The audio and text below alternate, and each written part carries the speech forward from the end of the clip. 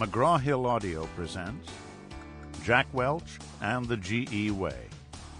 Management Insights and Leadership Secrets of the Legendary CEO. Written by Robert Slater. Read by Michael Prichard.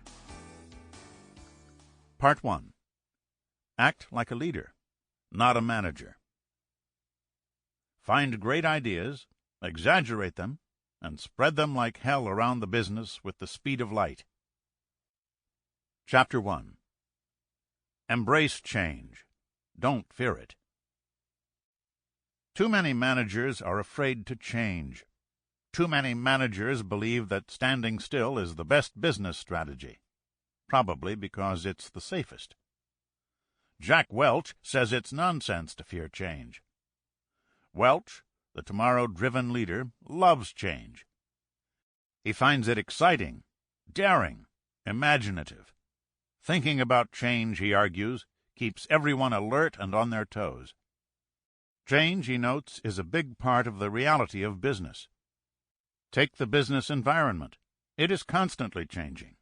New competitors, new products. Any business that ignores these facts is doomed to collapse. In 1980, the year before Welch took over GE, the company had been doing very well, or so most people thought.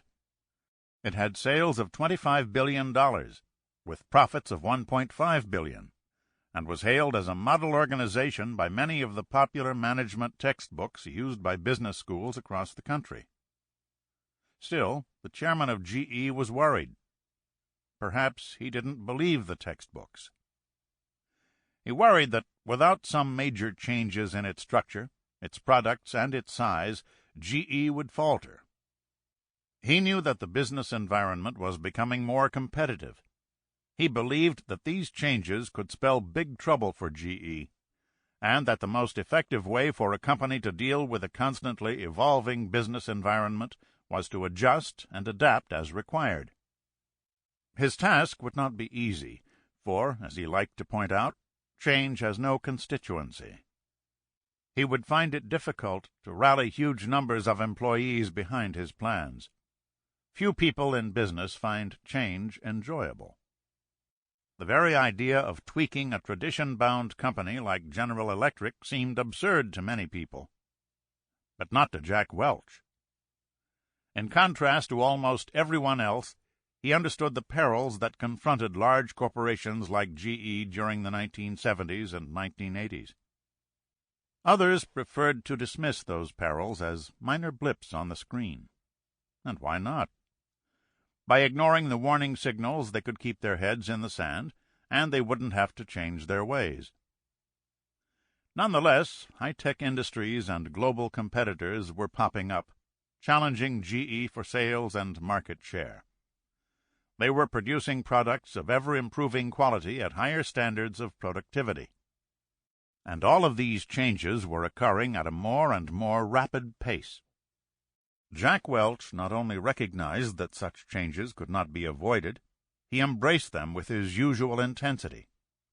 The changes gave him the chance to create a new General Electric, to forge a company that was more in tune with the evolving business environment. As he studied the company, one thing became abundantly clear. The kind of change that GE required was not a Band-Aid-type quick fix. No, in order to make General Electric truly competitive, he would have to put it through more dramatic and far-reaching changes than any major American business enterprise had ever undertaken. And nothing intimidated him, not even the screaming and hollering of junior GE executives, who argued that the company was in fine shape. He was sure he was right, and that was enough. Explaining what the situation had been like when he took GE in 1981, Welch focused on two dominant trends: the high inflation of the late 1970s and the Asian threat that confronted every GE business. It was a reminder that we'd better get a lot better faster. So I guess my message in our company was, the game is going to change, and change drastically. And we had to get a plan, a program together, to deal with a decade that was totally different. The Japanese had moved since the Sample complete. Ready to continue?